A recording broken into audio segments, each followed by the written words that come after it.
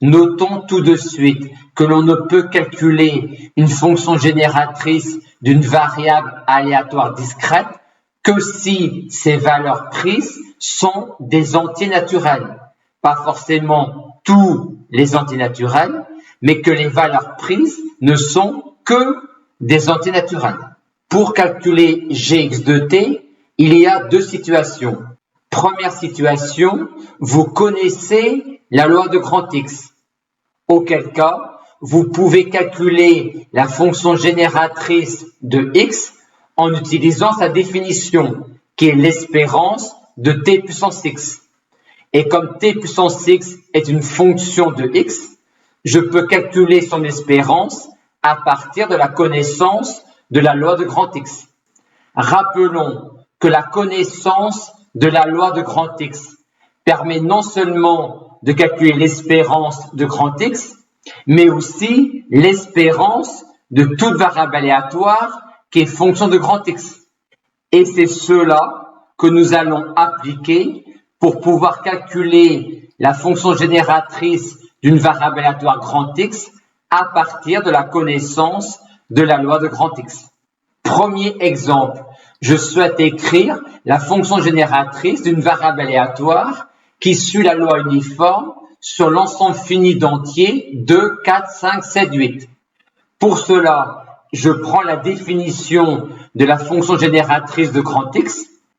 Cela donne x égale 2, t puissance x vaut t puissance 2. Cela donne x égale 4, t puissance x vaut t puissance 4, et ainsi de suite. Et comme grand X suit la loi uniforme sur l'ensemble 2, 4, 5, 7, 8, chacune des probas est égale à 1/5. Par le même procédé, on obtient la fonction génératrice d'une variable aléatoire qui suit une loi de Bernoulli de paramètre petit p. On continue d'appliquer le même procédé pour calculer la fonction génératrice d'une variable aléatoire qui suit une loi binomiale de paramètre np. Les valeurs prises par grand X sont alors tous les entiers k allant de 0 à petit n, et sur la zone x égale k, t puissance x prend la valeur t puissance k. Et le calcul de cette somme-là est une application directe de la formule du binôme. Calculons maintenant la fonction génératrice d'une variable aléatoire qui suit une loi géométrique de paramètre petit p. On procède comme précédemment. Les valeurs prises par grand X sont cette fois-ci tous les entiers naturels petit n supérieurs ou égal à 1. Et sur la zone x égale n, t puissance x prend la valeur t puissance n. Et le calcul de cette somme infinie-là se fait grâce à la connaissance de la somme infinie de la série géométrique.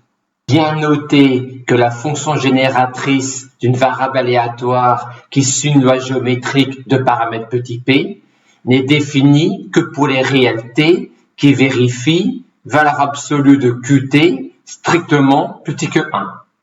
Enfin, on détermine, toujours sur le même procédé, la fonction génératrice d'une variable aléatoire qui suit une loi de Poisson de paramètre lambda, et le calcul de cette somme infinie est immédiat, une fois mis exponentielle moins lambda en facteur.